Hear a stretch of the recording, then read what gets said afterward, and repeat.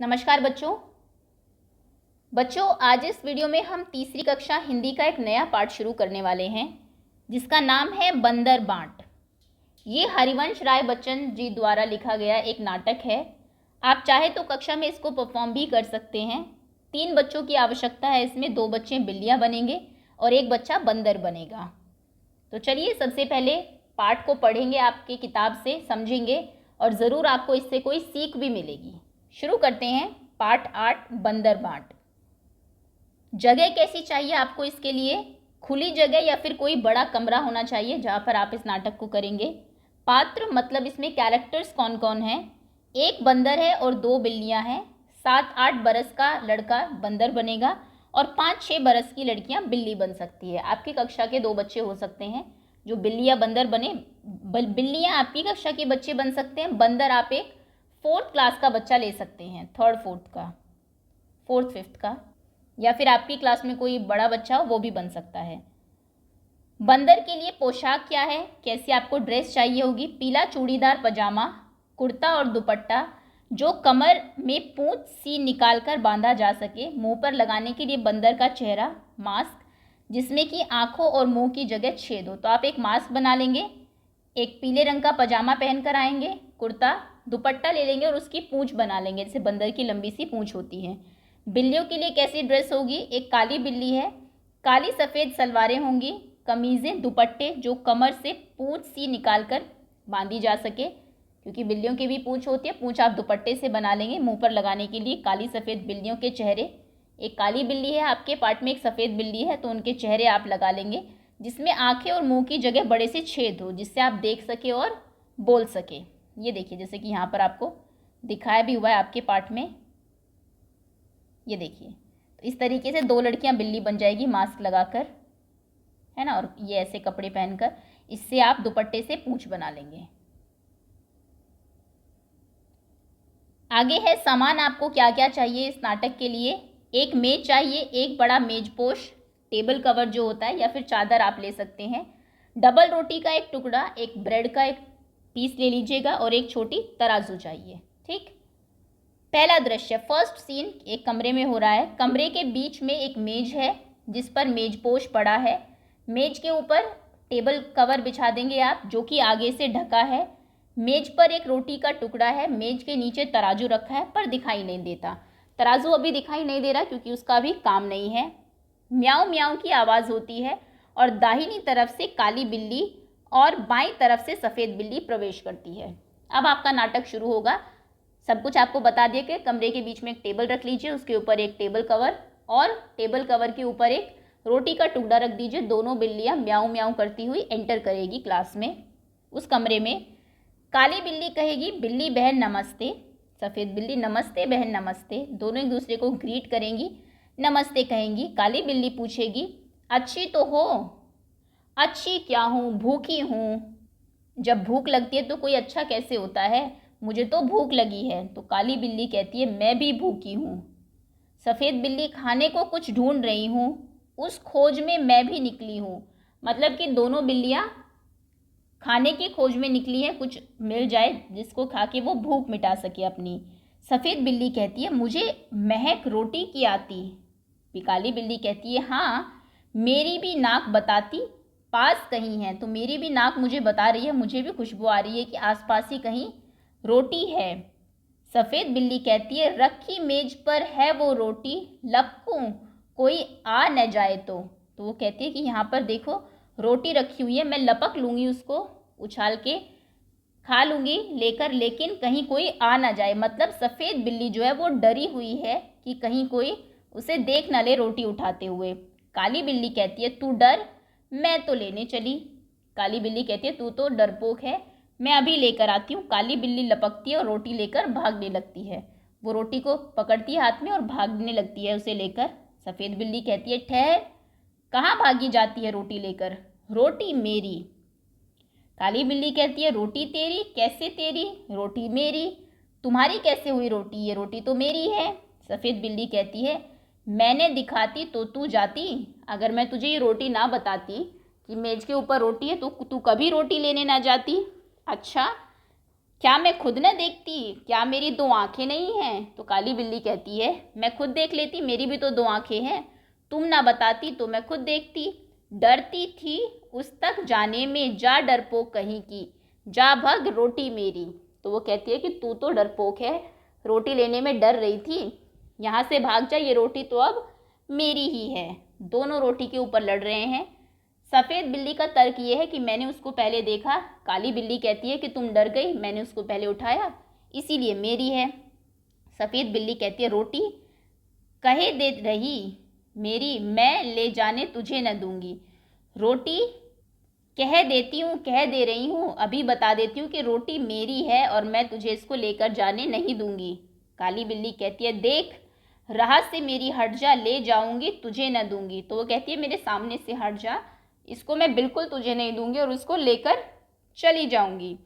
सफ़ेद बिल्ली कहती है देखो कैसे ले जाती है, जो पहले देखे हक उसका है रोटी पर। देखती हूँ कैसे लेकर जाएगी तू आज ये रोटी। मतलब वो उसके सामने अड़ी खड़ी हुई है, देखिए, जाने नहीं दे रही काली बिल्ली को, और कहती है कि जो पहले चीज़ को देखता है उसका हक होता है रोटी पर। सफ़ेद बिल्ली कहती है, माफ़ करिएगा, काली बिल्ली कहती है पहले दौड़े दौड़ के ले ले, पहले उसका हक रोटी पर पहला हक मेरा। तो वो कहती है जो जाकर दौड़कर पहले रोटी को ले ले उसका हक होता है, इसलिए क्योंकि मैंने ली तो रोटी पर पहला हक मेरा है। सफ़ेद बिल्ली कहती है मैं कहती हूँ रोटी मेरी, मैं कहती हूँ रोटी मेरी। दोनों लड़ रही है रोटी मेरी मेरी करके, दोनों झगड़ती है रोटी मेरी कहकर, एक दूसरे पर गुर्राती है। बंदर का प्रवेश। अब एंट्री होती है उस बच्चे की जो बंदर बना है। बंदर क्या कहता है, क्यों तुम दोनों झगड़ा कर रही हो, तुम कहती हो रोटी मेरी। सफ़ेद बिल्ली को कहता है पहले तुम कहती हो रोटी मेरी, फिर काली बिल्ली से कहता है रोटी किसकी, मैं इसका फैसला करूँगा, चलो कचहरी मेरे पीछे पीछे आओ। तो वो कहता है कि तुम दोनों क्यों झगड़ रही हो, तुम कहती हो मेरी है रोटी, तुम कहती हो मेरी, किसकी रोटी है इसका फैसला मैं करूँगा, चलो मेरे साथ कचहरी चलो। कचहरी आप जानते हैं कोर्ट को बोलते हैं हम, जहाँ पर सभी झगड़ों का फैसला होता है। तो वो कहता है मैं तुम्हारा जज हूँ, मैं फैसला लूँगा, मेरे साथ कचहरी चलो। बंदर दोनों से छीनकर रोटी अपने हाथ में लेकर चलता है, दोनों बिल्लियाँ पीछे पीछे जाती है। तो बंदर उन दोनों से रोटी को छीन लेता है और दोनों बिल्लियाँ उसके पीछे पीछे चलने लगती है। अब दूसरा सीन आता है बंदर की कचहरी। बंदर मेज पर बैठा है, जो मेज बीच में रखी थी आपने उसी पर रोटी का टुकड़ा वो सामने रख लेता है, दोनों बिल्लियाँ मेज के इधर उधर खड़ी है। बिल्ली पहले सफ़ेद बिल्ली से कहता है बोलो तुमको क्या कहना है। सफ़ेद बिल्ली कहती है श्रीमान, पहले मैंने ही रोटी देखी थी, इससे रोटी पर पूरा हक मेरा बनता है। बंदर काली बिल्ली को कहता है बोलो तुमको क्या कहना है। तो काली बिल्ली कहती है श्रीमान सर, पहले मैं झपटी थी रोटी लेने, इससे रोटी पर मेरा हक पूरा बनता है। तो वही सफ़ेद बिल्ली अपना पक्ष रखती है कि मैंने इसको पहले देखा था, अगर मैंने देखती तो ये ना उठाती। लेकिन काली बिल्ली कहती है कि मैंने इसको पहले लपका था, पहले मैं इस पर झपटी थी, मैंने इसको लिया था, इसलिए ये मेरी रोटी है। बंदर सफ़ेद बिल्ली से कहता है एक आँख से देखी थी या दो आँखों से। अब वो फालतू के क्वेश्चन पूछ रहा है, एक आँख से दो आँखों से देखने का रोटी मिलने से कोई मतलब है नहीं। तो पूछते क्या तुमने रोटी एक आँख से देखी थी या दोनों से देखी थी। सफ़ेद बिल्ली कहती है दो आँखों से, दोनों आँखों से मैंने रोटी देखी थी। बंदर अब काली बिल्ली से कहता है एक टांग से झपटी थी या दोनों टांगों से। तो काली बिल्ली कहती है दो टांगों से, दोनों टांगों से मैं उसके ऊपर झपटी थी। बंदर तुम दोनों का था कोई गवाह भी। गवाह कहते हैं एक ऐसा आदमी जो किसी काम को होते हुए देख रहा हो। तो वो कहता है क्या किसी ने देखा है तुम्हें रोटी लेते हुए वहाँ से। दोनों बिल्लियाँ कहती हैं कहीं न कोई, कहीं न कोई, वहाँ पर तो कोई नहीं था जिसने हमें देखा हो, जो हमारा गवाह हो। बंदर कहता है बात बराबर, मेरा फैसला है कि रोटी तोड़कर तुम्हें बराबर दे दी जाए, मेरे पास धर्म कांटा है।